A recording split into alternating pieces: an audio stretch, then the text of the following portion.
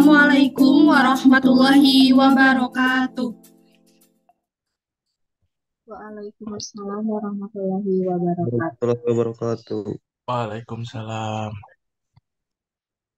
Halo teman-teman, selamat siang dan salam sejahtera untuk kita semuanya. Senang sekali rasanya untuk kita berdua bisa berada di tempat ini. Perkenalkan, nama saya Cici Alsa Nurhayati dan rekan saya, Vina Lutfia Munawirah, yang akan menjadi host pada podcast perdana ini. Kegiatan podcast ini merupakan salah satu bentuk penugasan daripada kegiatan LKM yang telah kita laksanakan pada bulan lalu. Marilah kita mulai acara ini dengan bersama-sama mengucapkan basmalah. Bismillahirrahmanirrahim. Selanjutnya, ada sambutan dari Ketua Pelaksana. Kepadanya dipersilahkan. Baik, terima kasih. Saya ucapkan kepada moderator yang pada hari ini telah berkesempatan hadir bersama-sama untuk memenuhi tugas LKM kita. Assalamualaikum warahmatullahi wabarakatuh. Salam, Om Swastiastu, Namo Buddhaya, salam kebajikan. Hadirin podcast yang saya hormati, sebelumnya pembukaan saya tumpangkan kepada moderator. Ya, selamat bergabung kepada teman-teman yang pada akhirnya tertarik nih buat listening on our podcast yang mengusung judul kekerasan seksual yang ada di lingkungan sekitar, kenali, cegah, dan laporkan. Yang nantinya akan dibawakan oleh teteh kita nih yang memang bergelut di bidang ini, yakni Teh Meli. Penasaran gimana nantinya kita akan mendalami topik ini? Saya mengajak teman-teman untuk mendengarkan sampai habis without skip, sekalipun agar nantinya apa yang akan disampaikan dapat tersampaikan dengan baik. Baiklah, mungkin sekian dari saya. Saya Kalisha Gadisham selaku Ketua Pelaksana, mengucapkan terima kasih kepada teman-teman yang sudah bekerja keras untuk melaksanakan podcast ini. Ya, sekian dari saya. Wassalamualaikum warahmatullahi wabarakatuh. Saya kembalikan kepada moderator. Waalaikumsalam warahmatullahi wabarakatuh. Terima kasih kepada Halisha selaku Ketua Pelaksana yang sudah memberikan sambutan. Nah, sebelum kita lanjut ngobrol nih Teh, podcast ini tuh ada namanya nggak sih Teh? Itu ada dong, Teh. Podcast atau teman ini yaitu kekerasan seksual yang ada di lingkungan sekitar, kenali, cegah, dan laporkan. Nah, tentunya podcast ini akan membahas mengenai pencegahan kekerasan seksual dan tindakan penanganannya. Wah, ini merupakan topik pembahasan yang akan sangat berguna bagi kita semua ya Teh. Karena berbicara mengenai kekerasan seksual, tentu teman-teman sudah mengetahui dari apa itu kekerasan seksual. Namun dalam kenyataannya masih banyak juga individu yang kebingungan mengenai bagaimana cara mengenalinya, mencegah serta melaporkannya. Nah, penasaran kan sama apa aja ilmu penting yang akan diberikan oleh narasumber kita pada siang hari ini? Makanya tetap stay tune terus di podcast ini ya. Betul banget, Teh. Tapi pembahasan ini sangat berguna dan tentunya bisa diakses oleh Kang Teteh semua kapan saja dan di mana saja. Nah, pada kesempatan ini, pada kesempatan kali ini, itu semua akan dibahas oleh narasumber kita yang sudah hadir di sini. Namun, sebelum ke narasumber, tentunya pasti ada moderator ya, Teh. Alangkah lebih baiknya untuk kita membacakan CV dari moderator kita pada siang hari ini. Tempat tanggal lahir, Bandung 2 Juni 2004, alamat KP Babakan Irigasi RT 01 RW 02, jenis kelamin laki-laki, agama Islam, kewarganegaraan Indonesia, pendidikan SMKN 2 Bale Endah, Teknik Komputer dan Jaringan tahun 2019 hingga 2022, Universitas Pendidikan Indonesia S1 Teknik Komputer tahun 2022 hingga sekarang. Pengalaman, Ketua KPU Hima Teknik Komputer UPI Kampus Daerah Cibiru tahun 2022 hingga sekarang. Moto hidup, ketika kamu bermain, maka bermainlah sepuasnya. Tapi ketika kamu berjalan, jangan pernah kamu main-main. Marilah kita sambut Kang Rizky Afrizal selaku moderator pada siang ini. Halo Kang Rizky. Halo Teh. Suara saya aman nggak deh? Aman Kang. Bagaimana Kang kabarnya pada siang hari ini? Alhamdulillah pada siang kali ini dalam keadaan sehat walafiat ya Teh. Dari Teteh sendiri gimana nih kabarnya? Alhamdulillah Kang, kita juga di sini sehat. Alhamdulillah. Nah, ya, tanpa lebih lama lagi, waktu dan tempat kami dipersilakan kepada Kang Rizky. Baik, terima kasih kepada MC yang telah memberikan waktu dan tempatnya kepada saya. Pada kali ini kita akan ngobrol-ngobrol ya dengan salah satu bintang tamu terkait dengan podcast kita yaitu kekerasan seksual gitu. Nah, kita telah didatangi oleh bintang tamu yang mungkin sangat berpengalaman dan mungkin juga sangat-sangat tahu gitu bagaimana sih kekerasan seksual itu. Nah, di sini saya akan membacakan CV-nya terlebih dahulu ya. Beliau merupakan salah satu mahasiswa di UPI Cibiru. Beliau tinggal di Bandung, Jawa Barat. Pendidikan beliau di MAN 2 Bandung pada tahun 2016 hingga 2019 dan beliau sekarang ada di Universitas Pendidikan Indonesia pada tahun 2020 hingga sekarang. Prestasi yang pernah diraih beliau yaitu juara satu Olimpiade tingkat kimia, maaf, juara satu Olimpiade kimia tingkat sekolah, juara satu Olimpiade kimia antar madrasah tingkat sekolah, dan perangkat lunak yang beliau pegang yaitu di Canva, Microsoft Office, Adobe Premiere Pro, dan CorelDRAW. Pengalaman organisasi dari beliau pernah ikut Hima PGSD sebagai staf advokasi pada tahun 2020 hingga 2021. Beliau juga termasuk ke dalam grade UPI sebagai staf Human Capital pada tahun 2020 hingga sekarang. Beliau juga sekarang ada di BEM UPI sebagai Kabiro Advokasi. Terus juga beliau merupakan ketua dari We Hear It pada tahun 2022 sampai sekarang. Dan juga beliau termasuk ke dalam SPPKS UPI sebagai anggota pada tahun 2022 hingga sekarang. Nah, di sini ada tulisan yang pernah dibuat beliau, yaitu ada urgensi pendidikan kewarganegaraan di sekolah dasar dalam menanggapi era masyarakat 5.0 dan pengaruh dari penerapan pengelolaan pendidikan terhadap perkembangan model pembelajaran dan pola mengajar guru di sekolah dasar. Nah, di sini juga ada nomor telepon beliau, mungkin boleh dicatat apabila diperlukan, 0857 2452 8205 atau juga bisa menghubungi melalui email yaitu @meliana@upi.edu. Oke, tanpa berlama-lama lagi, kita langsung saja panggil bintang tamu kita, Teh Meliana Latlita Putri. Halo teman-teman. Halo Teh, gimana kabarnya Teh?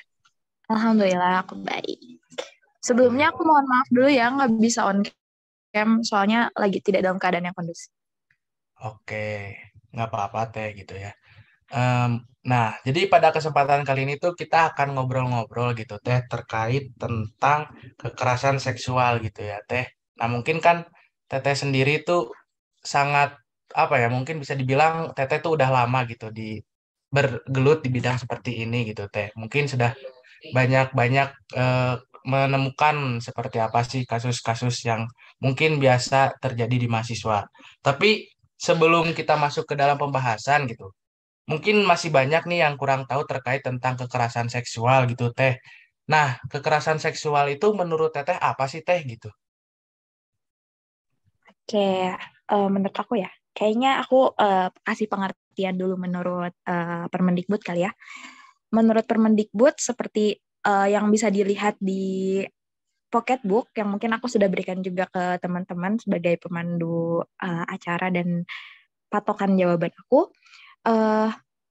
Kekerasan seksual itu adalah setiap perbuatan merendahkan, menghina, melecehkan, atau menyerang tubuh dan atau fungsi reproduksi seorang karena ketimpangan relasi kuasa dan atau gender yang berakibat atau dapat berakibat penderitaan psikis dan atau atau fisik termasuk yang mengganggu kesehatan reproduksi seseorang dan hilang kesempatan melaksanakan pendidikan tinggi yang optimal. Itu menurut Permendikbud. Jika disimpulkan biar kayak panjang banget pengertiannya. Jadi kita gimana nih mengklasifikasikan kekerasan seksual?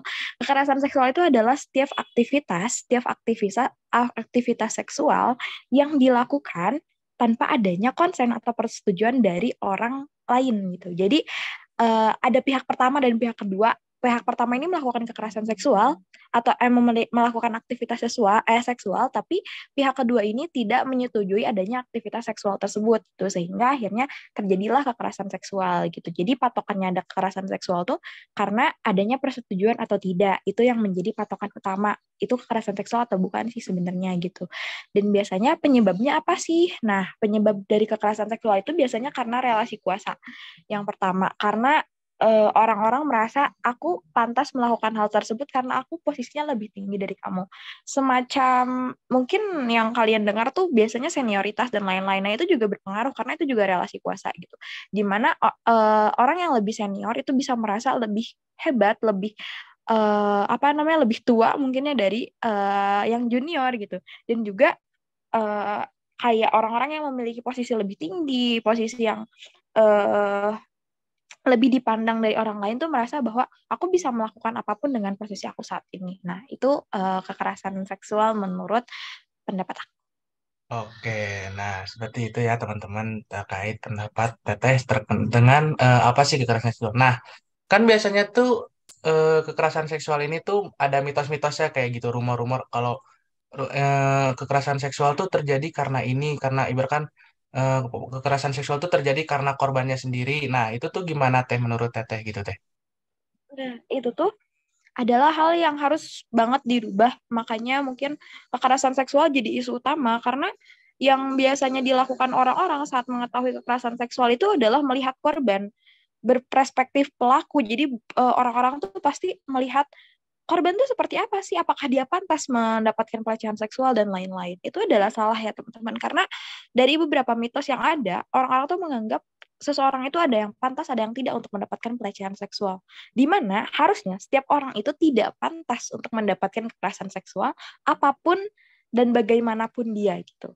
Nah, mitos yang pertama tuh biasanya adalah soal pakaian. Kalau ada yang masih menganggap uh, bahwa dia tuh pantas ngedapetin kekerasan seksual, pantas mengalami hal tersebut karena pakaian dia tuh terbuka, pakaian dia tuh seksi, pakaian dia tuh menunjukkan auratnya, pakaian dia tuh mengundang. Biasanya banyak sekali dosen yang berpendapat kayak gitu. Ya kan gimana nggak dapat kekerasan seksual, dia aja pakaiannya mengundang gitu. Itu sering banget kami dapatkan di lapangan. Tapi pada buktinya, pada ada survei dari ini, dari Koalisi Ruang Publik Aman pada tahun 2018 itu survei tersebut mengakomodir semua korban-korban kekerasan seksual dan apa yang mereka kenakan pada saat itu. Pada saat diteliti di survei tersebut hasilnya dari 32.341 responden, orang yang memakai rok panjang, baju panjang, itu adalah orang-orang yang paling sering mendapatkan kekerasan seksual. Di mana yang menggunakan rok atau celana panjang dan juga baju longgar, itu mendapati lebih dari 15% responden. Rok atau celana panjang itu ada 5.600 responden. Dan yang mengenakan baju longgar itu ada di 4.400 responden. Di mana survei itu ngebuktiin bahwa korban kekerasan seksual itu tidak bisa dilihat dari pakaiannya gitu.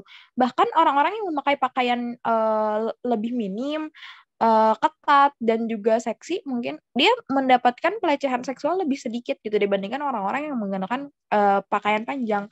Jadi pada saat ada yang berpikir bahwa ya pantas sih kamu dapat kekerasan seksual karena pakaian kamu ketat, karena pakaian kamu begini. Kita tidak bisa menyalahkan hal tersebut gitu karena berarti sama saja kita berpikiran sebagai pelaku ya aing juga kalau jadi pelaku bakal ngegituin maneh gitu.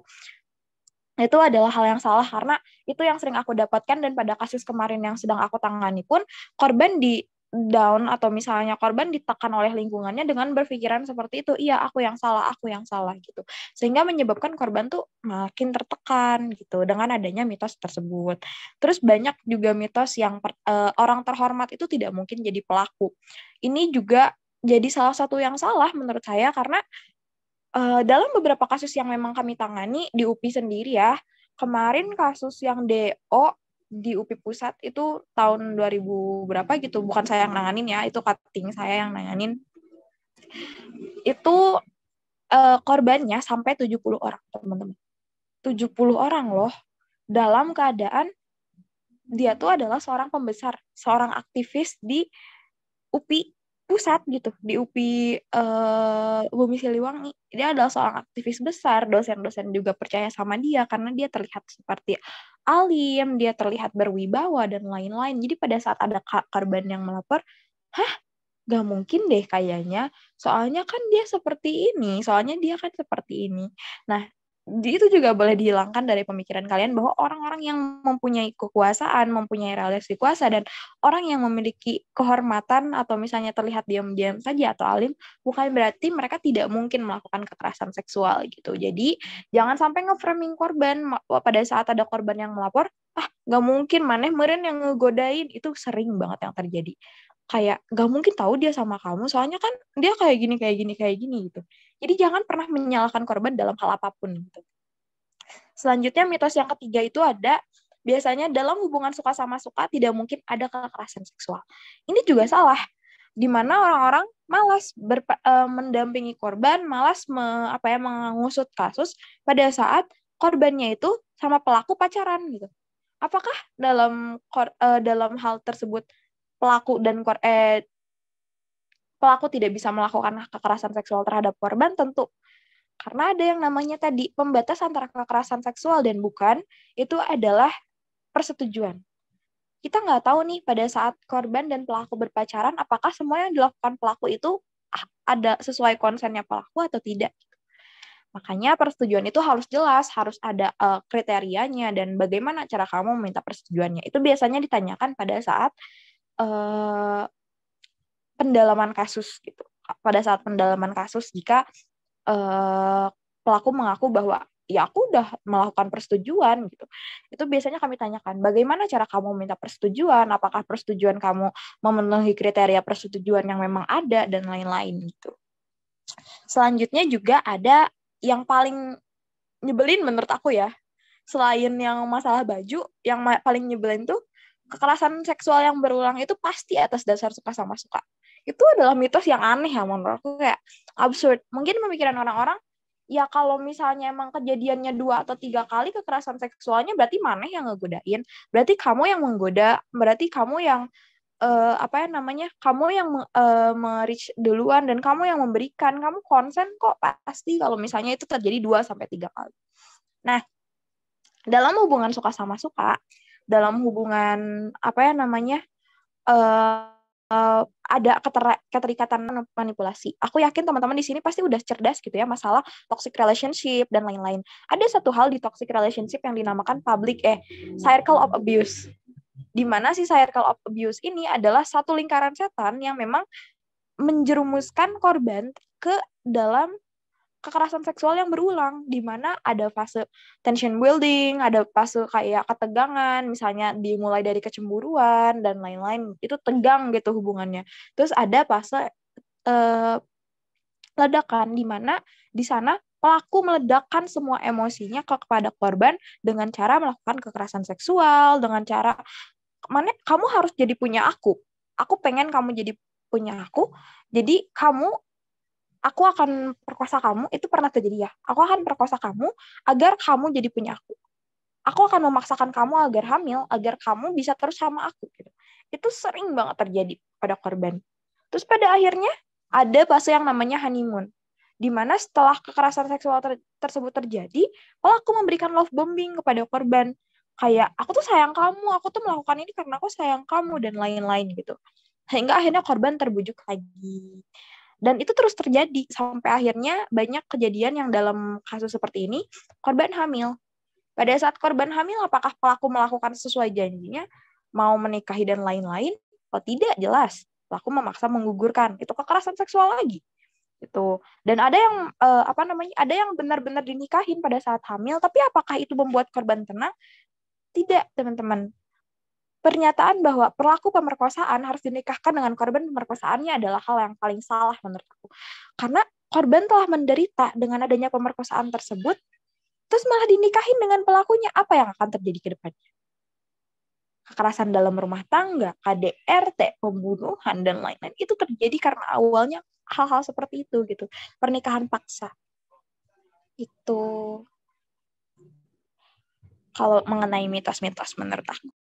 Nah, itu udah disebutin ya. Berarti banyak banget nih hal-hal mitos yang sering kita dengar di masyarakat bahwa sebenarnya tuh hal itu tuh bukan berarti menjadi patokan bahwa kekerasan seksual itu dinormalisasikan ya teh gitu. Jadi hal-hal yang seharusnya kita pahami bahwa tidak tidak pakaian juga gitu. Semakanya tadi disebutin kayak pakaian menjadi salah satu faktor, ternyata bukan juga ya teh gitu. Bahwa lebih banyak kepada wanita-wanita yang menggunakan pakaian tertutup gitu dibandingkan kepada yang pakaian terbuka gitu. Dan juga dari pasangan juga banyak banget tuh kayak kasus-kasusnya. Nah, Teh, kalau di lingkungan UPI sendiri nih, Teh, mungkin Teteh pernah menemukan kasus-kasus terkait kekerasan seksual. Nah, biasanya tuh apa aja sih, Teh, yang hal-hal kecil, dari hal kecil sampai besar gitu, yang bisa Teteh temuin gitu, terkait kekerasan seksual yang ada di UPI gitu. Apakah Teteh pernah gitu menangani dari hal kecil, hal besar, mungkin sampai kayak semua warga UPI tuh tahu gitu. Gimana tuh, Teh? Oke, oke, oke. Mengenai kasus ya, kasus di UPI itu totalnya sampai sekarang aku belum update lagi. Belum ngecek lagi ke data, tapi total kasus di UPI itu ada 80 lebih. Dan kasus di Cibiru, karena aku menanganinya Cibiru, kasus di Cibiru itu totalnya sampai sekarang ada 19 kasus yang terlaporkan. Itu terlaporkan ya. Yang tidak terlaporkan kita nggak tahu ada berapa banyak. Nah, dari 19 kasus yang di Cibiru ini dari tahun 2020 sampai hari ini 19 ya, 19 ke 20, 19, 19. Dari tahun 2020 sampai sekarang itu banyaknya adalah kasus KBGO. KBGO ini kekerasan seksual berbasis gender online. Di mana memang pada tahun 2020 sampai sekarang itu kita sampai bukan sekarang ya, kemarin semester kemarin kita tuh masih online gitu. Jadi kekerasan seksualnya pun ada kekerasan seksual baru yang dinamakan KBGO. Itu dari kekerasannya berupa kayak reach out, misalnya cutting nih, nge-reach out ke kalian, ke angkatan 22, ih kamu cantik deh, boleh kenalan nggak, itu ke IG, nge-follow, dan lain-lain. Itu biasanya bermula dari situ. Lalu kemudian kayak mendekati, seperti ingin PDKT, tapi karena adanya tadi relasi kuasa, jadi anak angkatan baru ini maba ini merasa takut kayak oh ya udah gitu, ya udah. Kadang juga ada yang sama-sama tertarik, tapi pada akhirnya pada saat teleponan mereka bilang kayak boleh nggak aku ngelihat badan kamu, boleh nggak aku pelukan sama kamu, boleh nggak kamu foto-foto yang kayak gitu ke aku. Itu sering banget terjadi permintaan tersebut. Bahkan pelecehan seksual melalui story Instagram aja bisa, teman-teman. Jadi kayak misalnya kalian memposting pakaian kalian terbuka, terus apa sih namanya? Atau yang paling aneh ya, karena aku sendiri juga korban, tapi tidak aku laporkan, aku langsung tindak di sana. Walaupun ini salah ya teman-teman, kalau misalnya ada kasus lebih enak dilaporkan. Aku memposting muka aku, terus aku dengan caption, gimana ya cara dapat uang dengan gampang. Terus banyak yang bilang kayak, cari sugar daddy lah, muka kamu udah pantas. Itu ada kekerasan seksual, pelecehan seksual, yang sadar tidak sadar sering banget gitu terjadi. Yang juga mungkin yang sering pernah kalian alami, jika salah seseorang teman kalian tuh mengirim stiker-stiker yang bernuansa 18+ lah ya. Stiker-stiker yang seperti itu pasti sering ada gitu di WA dan lain-lain. Dan tanpa konsen kalian gitu. Sehingga akhirnya kalian ngerasa risih, ih stikernya ke-download, ih gini. Nah itu juga merupakan pelecehan seksual sadar tidak sadar. Dan hal-hal seperti itu juga banyak dilaporkan. Jadi kekerasan seksual berbasis gender online. Terus yang paling terjadi kedua setelah kekerasan seksual berbasis gender online adalah kekerasan seksual non-fisik. Di mana kekerasan seksual ini dilakukan tadi secara apa ya? Misalnya aku melihat Lucy ini cantik gitu. Terus aku ingin memanggil Lucy tapi dengan cara yang salah gitu. Menarik perhatian dengan cara yang salah. Misalnya kayak, cewek mau kemana nih gitu. Itu kan catcalling ya. Itu juga pelecehan seksual yang paling sering terjadi dan itu biasanya dilakukan oleh kakak tingkat di kampus gitu. ke adik tingkatnya. Itu biasanya terjadi. Dan aku masih sering melihat sampai sekarang di MAI gitu. Makanya aku sering nongkrong di MAI karena sering banget terjadi hal-hal seperti itu gitu dulu, dari dulu sampai sekarang di kantin dan lain-lain gitu. Nah, paling itu sih. Mungkin kalau misalnya yang kekerasan seksual yang hukumannya untuk pelaku hanya berupa teguran gitu.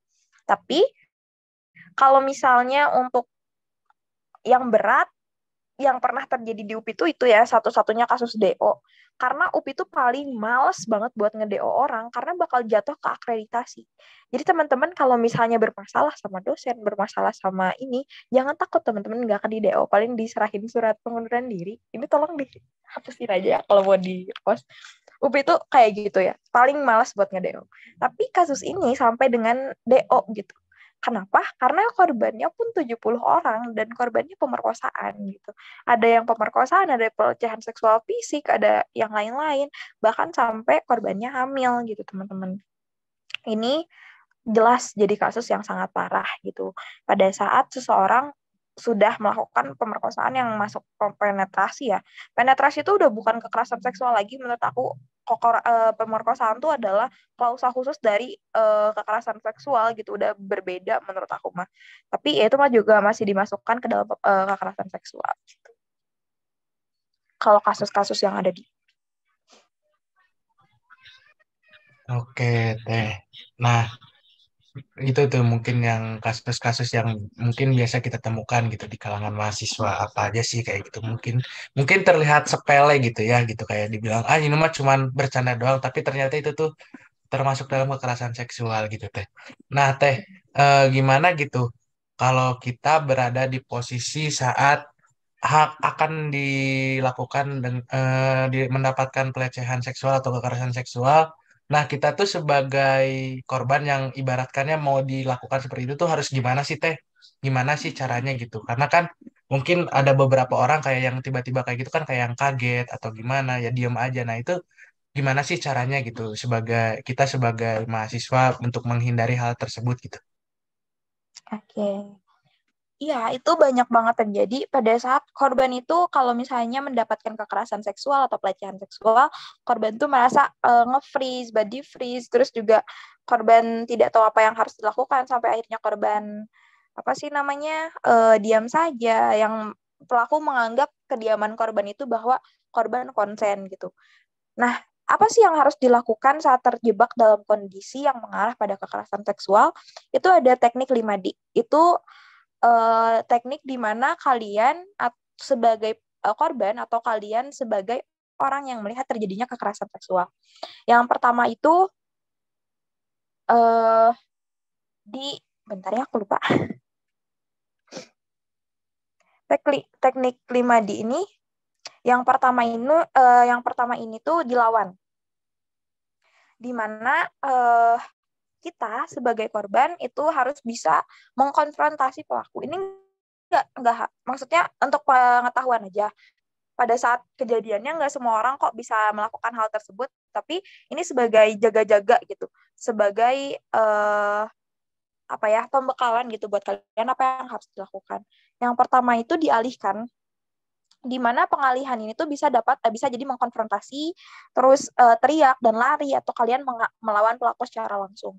Nah, di pengalihan ini teh kayak gimana sih Teh? Kayak aku bingung kan pengalihannya harus seperti apa. Misalnya kalau misalnya kalian di tempat yang sepi dan kalian melihat ada indikasi pelaku ingin melakukan kekerasan seksual, kalian pura-pura aja mengobrol kayak tiba-tiba, Kang, Teh, misalnya kalau itu terjadi di sekre gitu. Orang-orang pasti takut kayak, ada orang gitu. Atau enggak Pak, Bu gitu, tiba-tiba manggil aja, atau enggak kalian tiba-tiba memegang telepon dan memegang handphone dan juga menelpon teman-teman kalian. Jadi kalian bisa melakukan hal tersebut untuk pengalihan si pelaku agar tidak jadi melakukan kekerasan seksual. Atau mungkin kalian bisa ditegur. Yang pertama tadi dialihkan, terus kedua ditegur. Ditegur kalian harus bersikap tegas gitu bahwa hal tersebut adalah salah. Kamu mau ngapain? Kamu ngelakuin apa sama aku? Kamu tahu Permendikbud kan? Yang kamu lakukan ini bisa mengarah ke kekerasan seksual loh. Atau kalian menegur secara langsung, kamu tahu gak ini tuh salah dan lain-lain. Kalau kalian berani. Kalau misalnya kebanyakan kasus ini adalah kalau misalnya pelakunya juga merupakan mahasiswa lagi ya, karena pada kasus-kasus yang pelakunya melakukan kekerasan seksualnya dengan posisi yang lebih tinggi ini bakal susah menegurnya gitu. Paling menegurnya, Pak maaf ya, kenapa? Maaf ya, ngapain ya gitu. Kayak gitu. Terus yang ketiga itu adalah dilaporkan. Jadi langsung gitu pada saat itu juga kalian boleh menyimpan nomor aku sebagai nomor darurat atau nomor SPPKS, tapi kalau misalnya kalian menyimpan nomor SPPKS secara langsung, itu juga laporannya bakal masuk ke aku. Jadi kalau misalnya memang pada saat keadaan darurat yang kalian membutuhkan seseorang untuk datang pada saat itu juga, kalian boleh gitu menelpon nomor aku langsung dan bilang, teteh aku di sini dan aku mendapatkan ini. Itu bisa langsung dilaporkan. Pada beberapa kasus belakangan itu udah banyak yang langsung melapor ke aku pada saat setelah mendapati kekerasan seksual, pelecehan seksual. Jadi kita bisa langsung gitu tahu dan olah TKP pada saat itu juga pembuktiannya lebih gampang pada saat dilaporkan secara langsung. Atau mungkin sebelum terjadi kalian sudah menelpon bahwa aku mendapatkan indikasi kekerasan seksual dan aku gini. Itu juga banyak terjadi di UPI Pusat. Jadi misalnya kasusnya dibawa ke kosan dan lain-lain, itu langsung nelfon kami SPKS dan kami langsung datang juga mencegah terjadinya kekerasan seksual tersebut gitu. Nah, selanjutnya setelah dilaporkan bisa didokumentasikan. Dokumentasi itu aku rasa ini bukan buat korban, tapi jika korban mau untuk mendokumentasikan juga gak apa-apa, tapi biasanya takut ya korban untuk mendokumentasikan karena pusing juga dalam keadaan seperti itu, apakah bisa berpikir sampai mendokumentasikan atau tidak. Ini biasanya bisa dilakukan oleh saksi gitu untuk dokumentasikan.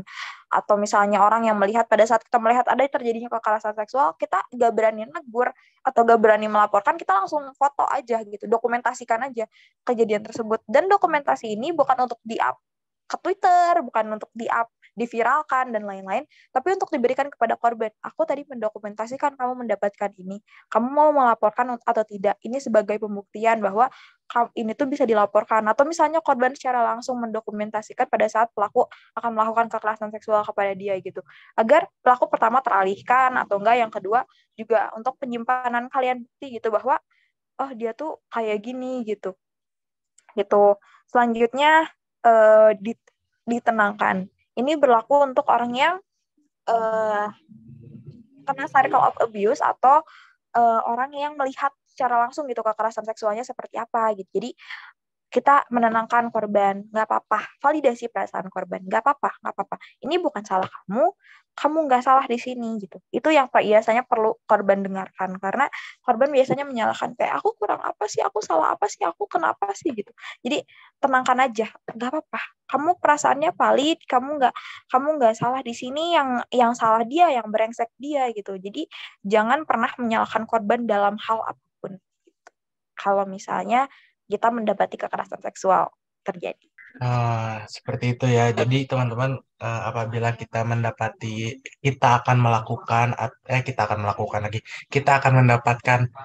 kekerasan seksual atau kita melihat kekerasan seksual, ada hal-hal yang harus dilakukan, yaitu 5D tadi yang telah disebutkan, seperti dilawan, dialihkan, ditegur, didokumentasikan, dan juga ditenangkan gitu teman-teman. Nah, kan nggak mungkin ya gitu bahwa kekerasan seksual ini tidak ada dampaknya gitu. Nah, biasanya dampak-dampak hal-hal apa aja sih yang didapatkan gitu? Apakah sih hal-hal apa saja yang bakal terjadi perlakuan kekerasan seksual gitu teh? Yang biasanya terjadi mulai dari hal kecil sampai hal besarnya gitu teh. Betul banget ya. Kekerasan seksual tuh nggak akan nggak akan tidak berdampak gitu. Itulah kenapa kekerasan seksual jadi isu yang sangat penting, karena dampaknya terhadap korban, keluarga korban, dan juga lingkungan korban sangat banyak gitu, sangat besar. Nah, kalau misalnya Permendikbud itu mengakomodasi dampak-dampak yang bisa menyebabkan korban itu tidak fokus dalam menjalankan perguruan tingginya, karena banyak diantaranya korban itu ada yang banyak kejadian korban itu ingin bunuh diri, cuti, tidak mau bersosialisasi, gak mau lagi kuliah, mengundurkan diri, itu banyak kejadian seperti itu. Makanya dari Permendikbud mengakomodasi adanya satgas gitu, agar kekerasan seksual ini tidak berdampak atau tidak ada lagi kalau bisa gitu ya. Jadi kita tuh kerja bukan buat nanganin doang, tapi kita tuh mencegah gitu agar tidak terjadi dan tidak berulang. Dampaknya apa aja? Dampak kekerasan seksual tuh seperti yang tadi aku bilang ya, itu tuh banyak banget buat keluarga korban, buat korban, dan juga lingkungan korban, baik juga buat komunitas korban, instansi, bahkan masyarakat secara umum juga dampaknya tuh bisa kena. Gitu. Kayak untuk korban, mungkin korban itu ada kemungkinan dampak fisik, mental, sosial, sama emosional. Untuk fisik, biasanya memar karena adanya pemukulan, infeksi penyakit menular seksual, kehamilan, pendarahan, atau luka-luka di organ internal korban gitu. Terus mental atau psikisnya apa? Depresi, gangguan stres, trauma, keinginan bunuh diri, gangguan psikologis. Banyak banget yang terjadi kayak gitu. Makanya untuk dampak ini tuh ya, kita paling benci sama kalian tahu nggak gedung ini ya, gedung parkiran UPI yang di pusat itu kan ada 7 lantai ya. 7 lantai itu 7B paling tinggi itu ya. 7 lantai tapi sebenarnya itu lebih dari 7 lantai gitu. Nah, si 7B ini biasanya karena dia di atas itu cuman ada pembatas tembok 1 meter lah ya pembatasnya, cuman segitu. Dan itu mudah untuk dipanjat gitu. Dan dalam beberapa kejadian, korban yang sudah depresi, korban yang sudah mempunyai suicidal thought, itu biasanya mau loncat dari sana gitu. Dan itu banyak sekali kasus yang seperti itu, sampai kita pun berlari, kita menangis gitu melihat korban seperti itu, karena kita juga ke-trigger kayak ada ya, maksudnya kayak orang yang berani melakukan hal tersebut kepada orang lain sampai orang lain ini tuh berpikiran untuk mengakhiri hidupnya gitu. Padahal hidup dia tuh sudah melakukan hak asasi gitu ya, hak asasi manusia gitu. Kayak udahlah pokoknya sebel, kesel dan lain-lain juga kita alami gitu. Itu sosial. Pastinya korban yang memang merasa biasanya korban itu akan merasa kotor gitu. Padahal tidak ya, tidak pernah ada orang yang kotor karena semua orang tuh suci. Jadi dia tuh menarik diri dari lingkungan, terus akhirnya dia dikucilkan dan memutus hubungan sosial dia dengan orang-orang. Pendiam, tidak mau bersosialisasi, jadi ansos. Itu juga banyak terjadi. Dan pada saat emosionalnya juga dia jadi mudah marah. Akhirnya banyak trust issue, kehilangan kendali dan mati rasa. Sering banget tantrum, terus juga dia kayak tidak bisa menghadapi masalah. Sampai akhirnya pada saat menghadapi masalah kecil dia mudah stres, ke-trigger, nggak mau lagi kuliah. Ini tuh banyak banget kejadian-kejadian kayak gitu. Jadi itulah kenapa kekerasan seksual itu jadi isu yang harus diangkat dan wajib diangkat. Karena dampaknya buat korban itu sangat luar biasa.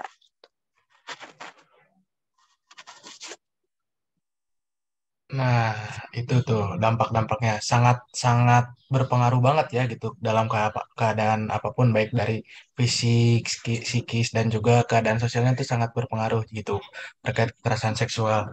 Nah, terus kita sebagai mahasiswa nih, gimana sih hal-hal apa saja gitu, apa yang harus kita lakukan untuk menghindari hal tersebut gitu. Walaupun mungkin ya kita tidak akan tahu kapan itu terjadi atau bagaimana gitu, dimanapun dan kapanpun, tapi mungkin ada hal-hal kecil gitu yang bisa menghindari atau meminimalisir gitu, bahwa hal seperti itu tuh tidak akan terjadi. Nah, hal-hal apa saja sih biasanya yang bisa kita lakukan untuk menghindari kekerasan seksual gitu, Teh? Cara menghindari kekerasan seksual, untuk pencegahan kekerasan seksual ya, yang bisa kita lakukan sebagai mahasiswa adalah kita memberikan pencerdasan. Hal ini aku rasa kalian membuat podcast, kalian membuat webinar, kalian membuat beberapa orang membuat seminar, itu juga merupakan salah satu proses pencegahan kekerasan seksual. Karena kekerasan seksual ini pencegahannya akan sangat panjang, karena berhubungan dengan pemikiran seseorang. Jadi ini juga merupakan salah satu cara untuk menghilangkan dan menyebabkan kekerasan seksual itu tidak berulang gitu. Pencerdasan kepada kita, kepada teman-teman kita, kepada lingkungan kita, bahwa ini bisa jadi kekerasan seksual, ini bisa kayak gini. Dan kalian harus aware gitu mengenai kekerasan seksual. Jangan sampai ada yang bodoh apa sih kekerasan seksual mah gitu. Padahal tadi kita udah tahu dampak-dampak kekerasan seksual itu benar-benar banyak banget gitu buat orang-orang gitu. Selanjutnya cara mencegah kekerasan seksual lainnya adalah kita memasang rambu-rambu atau tanda-tanda mungkin di kampus bahwa tempat ini adalah tempat yang dilindungi CCTV dan anti kekerasan seksual. Itu lagi aku usahakannya untuk ada di Cibiru, di mana kita pengen bikin banner-banner kayak banner penyambutan, terus banner pelaporan. Jadi di mana nanti kayak kalau misalnya mau melapor tinggal scan QR di bannernya tersebut, terus pencerdasan berupa banner kayak gitu. Terus yang ketiga juga bisa kita lakukan di organisasi kita dengan cara kita memasukkan peraturan anti kekerasan seksual. Seperti mungkin kalau misalnya ada pelaku kekerasan seksual di UKM atau ormawa kita, dia wajib dikeluarkan dan wajib dilaporkan gitu. Jadi hak dia sebagai anggota tuh hilang dengan dia melakukan kekerasan seksual. Dan itu sudah mulai diterapkan di beberapa organisasi di Cibiru juga dan di Bumsil juga. Jadi banyak pelaku yang memang langsung dikeluarkan secara tidak hormat gitu. Itu jadi sudah ada perjanjian di awal, adanya perjanjian, terus juga mungkin kalau misalnya menurut aku ya adanya perjanjian dan pertanyaan kayak kamu konsen nggak gitu kak, dengan kekerasan seksual ini tuh bukan berarti kita tidak bisa bercanda ya, maksudnya kita boleh bercanda tapi kita harus tahu batas untuk bercanda dan kita harus menanyakan konsen orang tersebut untuk bercanda gitu. Karena aku pun sering bercanda mengenai hal-hal kayak gitu, tapi aku tahu konsen teman-teman aku sehingga akhirnya kayak aku nanya dulu, mana risih nggak kalau orang ngomongin hal-hal yang kayak gini gitu. Kayak gitu biasanya. Jadi periksa konsen setiap orang karena setiap orang konsennya beda-beda. Yang ini biasanya terjadi di perempuan gitu karena kita kadang suka ya, aku menyadari ya perempuan itu sangat touchy.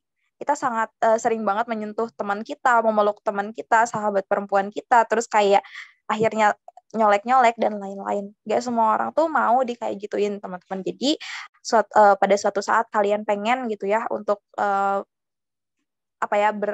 mungkin bukan berhubungan ya, ini kesannya jadi salah kalau berhubungan fisik. Mungkin kalau kalian ingin menyentuh teman kalian, merangkul atau pengen memeluk teman kalian, tanyakan dulu, boleh nggak aku peluk?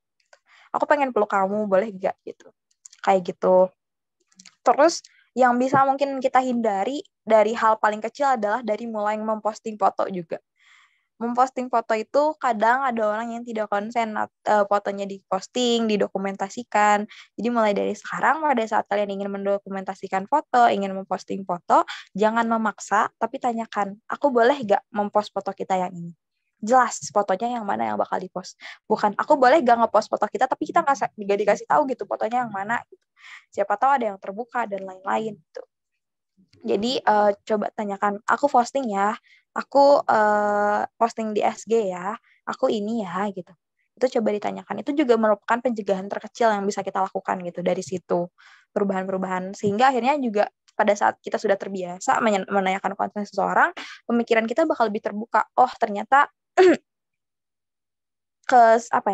persetujuan orang tuh benar-benar sangat berpengaruh gitu terhadap kenyamanan kita bersosialisasi di lingkungan gitu. Kalau menurut aku. Oke, nah itu tuh merupakan salah satu atau mungkin beberapa upaya kita untuk menghindari kekerasan seksual ya gitu Teh. Nah Teh, ini tuh ada beberapa pertanyaan ya gitu yang telah kita sebar ke teman-teman kita. Mungkin telah kami bulatkan juga untuk pertanyaannya Teh. Nah, yang pertama nih Teh, bagaimana cara kita menyikapi orang yang melakukan kekerasan seksual gitu? Dan juga tanggapannya Teteh terkait dengan kasus yang ada di kampus, ya kampus tetangga kita lah yang waktu itu viral terkait dengan kekerasan seksual gitu Teh. Gimana tuh Teh tanggapannya Teh? Apakah itu benar? Apakah bisa dibenarkan hal seperti itu? Apakah itu juga hal salah gitu Teh? Ketika melakukan hukuman kepada pelaku kekerasan seksual gitu Teh. Gundar ya ini? Ya gitu Teh, betul. Ya, jangan terlalu disebut lah Teh gitu. Oke. Terkait gimana sih kalau teman kita menjadi pelaku kekerasan seksual dan apa yang harus kita lakukan pada saat kita tahu ada seseorang yang jadi pelaku kekerasan seksual. Teman-teman, kasus kekerasan seksual ini adalah kasus rahasia. Jadi kita sebagai advokat itu punya asas yang namanya kerahasiaan. Kerahasiaan ini tuh bukan berarti kita menutupi adanya kasus. Kita bakal bilang kok ada kasus kekerasan seksual segini banyak, tapi untuk kronologis pelakunya siapa, korbannya siapa, itu kami tutupi. Karena akan berpengaruh sangat banyak kepada korban dan pelaku. Karena juga dalam kasus kekerasan seksual tuh bukan berarti kayak kita langsung sat gitu, kayak langsung hukum. Enggak.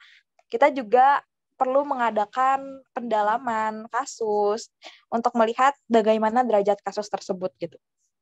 Jadi dalam kasus di universitas tetangga yang aku lihat itu adalah jelas hal yang salah. Karena dilihat lagi hal-hal seperti itu justru bakal memberatkan ke korban. Banyak korban itu merasa banyak ya kasus yang korban itu hanya pengen dilaporkan. Aku tuh cuma butuh, karena kita kan Permendikbud ini tuh mengakomodir kebutuhan korban ya.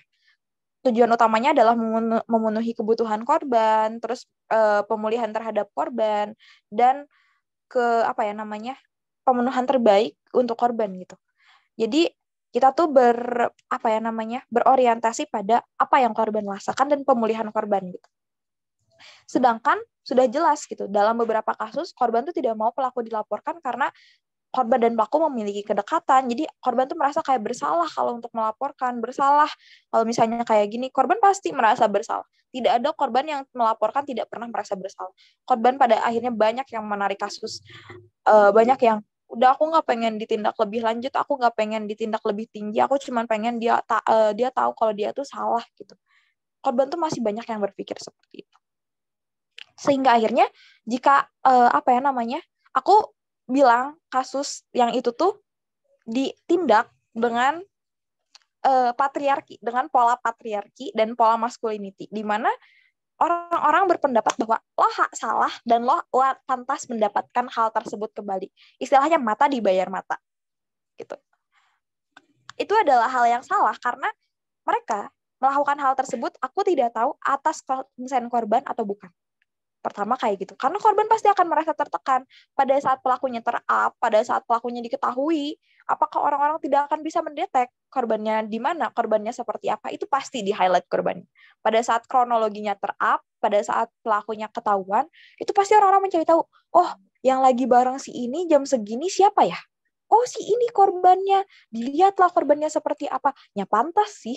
Kayak gitu, itu biasa terjadi. Makanya kenapa kita tuh harus merahasiakan kasus gitu. Kronologi kasus, identitas pelaku, identitas korban. Identitas pelaku juga bisa di-up pada saat ada persetujuan dari korban dan pelaku sudah menandatangani pernyataan bahwa dia memang pelaku kekerasan seksual. Sehingga itu tidak akan berbalik kepada kita menjadi UU ITE atau mungkin pencemaran nama baik gitu. Jadi penanganan kekerasan seksual itu benar-benar harus hati-hati, gak bisa yang emang berdasarkan emosi dan lain-lain. Makanya advokat pun dituntut untuk mengandalkan empati, bukan simpati gitu. Karena kalau kita mengandalkan emosi kita, tentu semuanya bakal berubah gitu. Semuanya bakal berpandangan menurut emosi kita gitu. Jadi apa yang dilakukan universitas sebelah itu benar-benar sangat salah, dan aku mendukung untuk korban. Karena di sini pelakunya tuh jadi korban gitu. Jadi korban kekerasan seksual sendiri. Dia dilucuti, dia ditelanjangi, dia dicokokin air mani. Air mani apa air kencing? Air kencing tuh air mani bukan? Pokoknya itulah ya. Dia dicokoki air kencing, terus juga dia dipukuli, disundut rokok, dan lain-lain gitu. Itu dia korban. Dia udah bukan statusnya sebagai pelaku. Mungkin dia pelaku di kasus kekerasan seksual sebelumnya, tapi di kasus ini dia jadi korban. Jadi dia jadi pelaku, jadi sama-sama korban gitu. Dan pelakunya siapa? Banyak banget pelakunya. Buktinya jelas. Udah jelas ya, banyak yang video dengan bangganya bilang pelaku kekerasan seksual harus dihukum seperti ini. Itu pelakunya banyak, teman-teman. Dan jika dilaporkan, wah akan sangat bisa mendapatkan hukuman pidana yang bahkan berat karena itu di video gitu. Dengan bangganya mereka tidak merasa bersalah. Pembenaran untuk menghukum seseorang tanpa adanya hukum terus dibenarkan oleh orang-orang. Sampai akhirnya balik lagi nge-framing korban, orang-orangnya kayak ini pasti korbannya sih circle-nya kuat jadi kayak gini. Ini pasti korbannya seperti ini. ya akhirnya juga berdampak pada korban karena yang mereka lakukan itu tidak atas persetujuan korban gitu. Terus di sini juga korban aku sangat mendukung ya untuk dilaporkan gitu karena hal tersebut jika terjadi lagi itu malah akan berbahaya pada pelaku. Nggak sedikit gitu.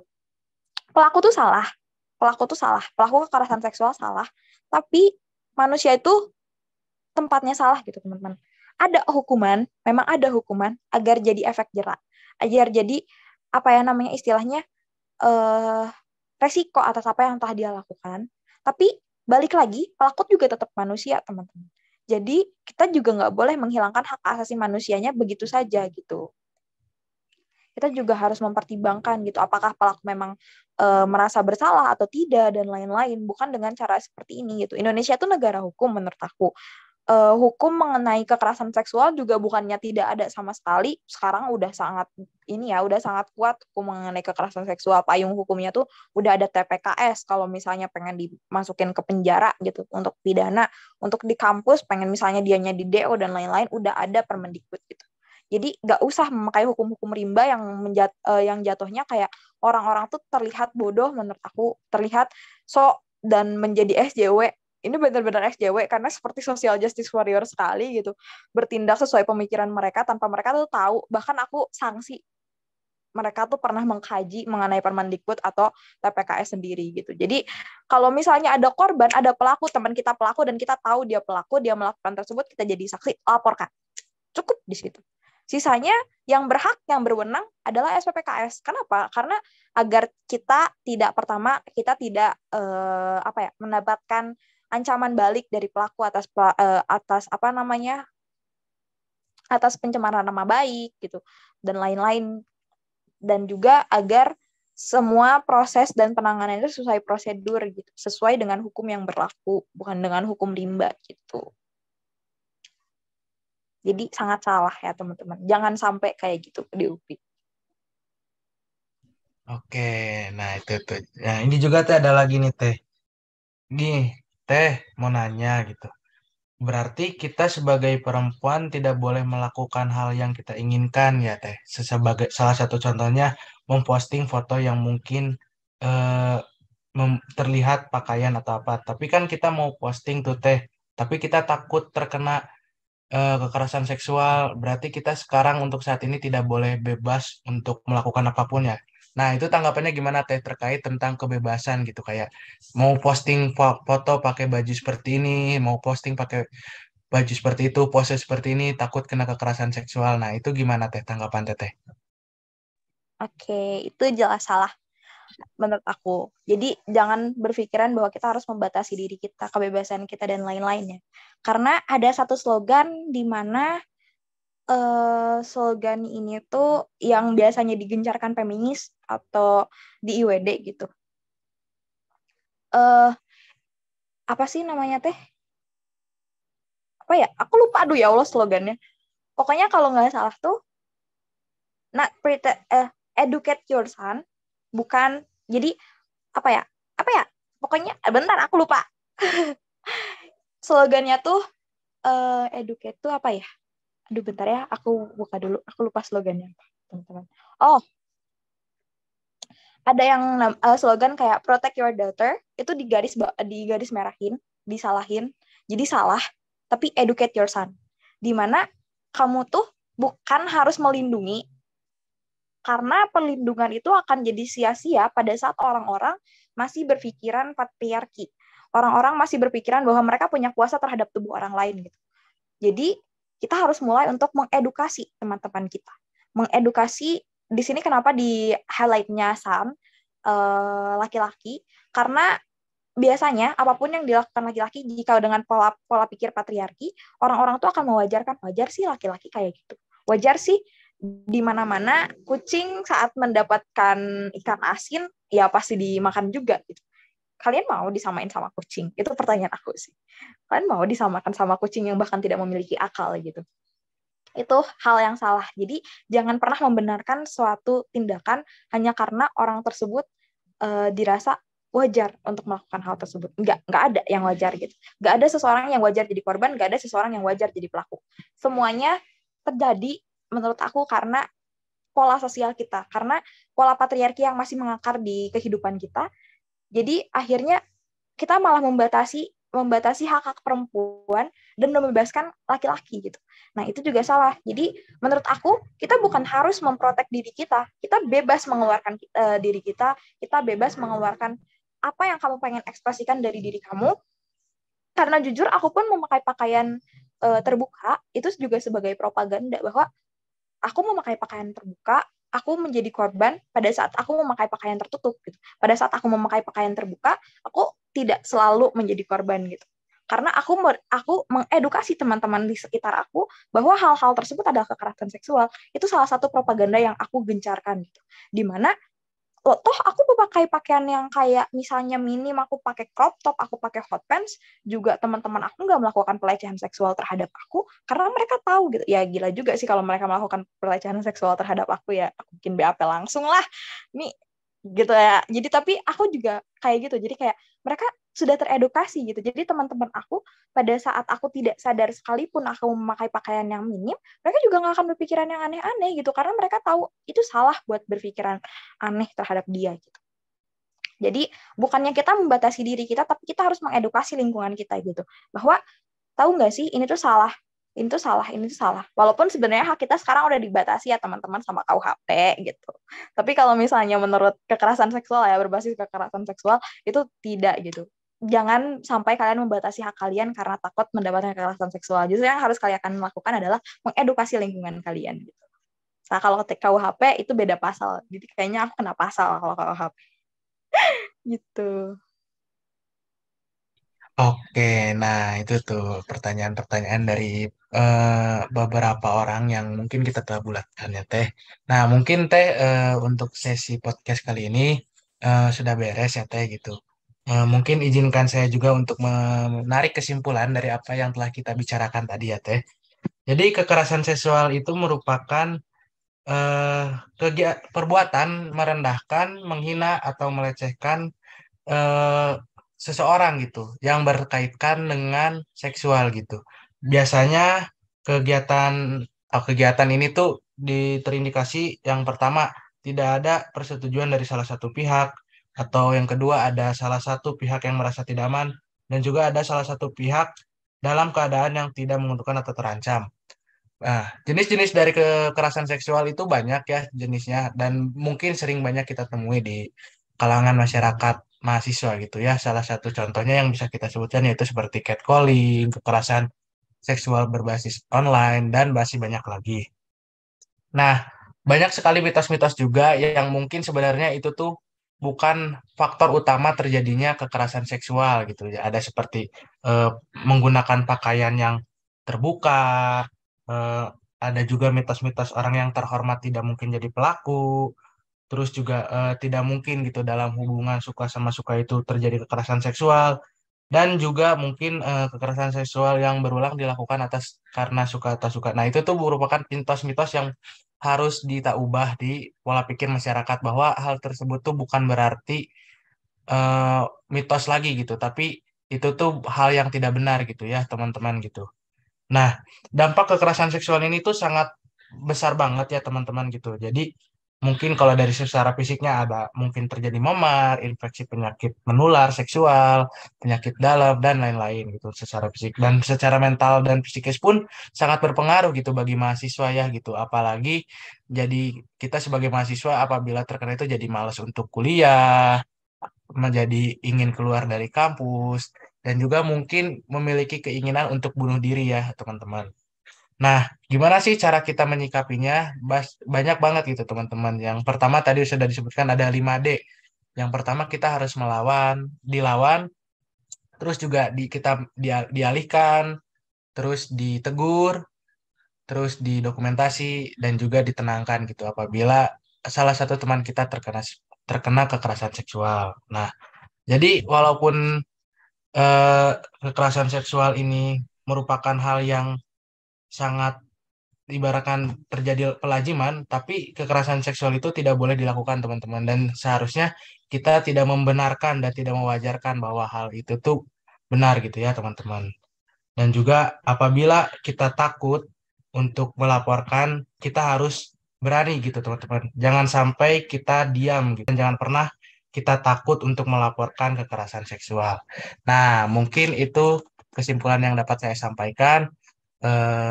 Saya serahkan kembali kepada MC. Baik, alhamdulillah ya sesi diskusi ini sudah selesai. Selanjutnya ada pemberian sertifikat kepada narasumber dan juga moderator. Berikut adalah sertifikat untuk narasumber dan moderator. Sekali lagi kami ucapkan terima kasih kepada Teh Meliana selaku narasumber pada acara podcast yang ini dan kepada Kang Rizky selaku moderator. Teman-teman yang berbahagia, alhamdulillah rangkaian acara pada podcast hari ini sudah terlaksana dengan baik. Mohon maaf jika ada perkataan yang kurang berkenan di hati teman-teman semua.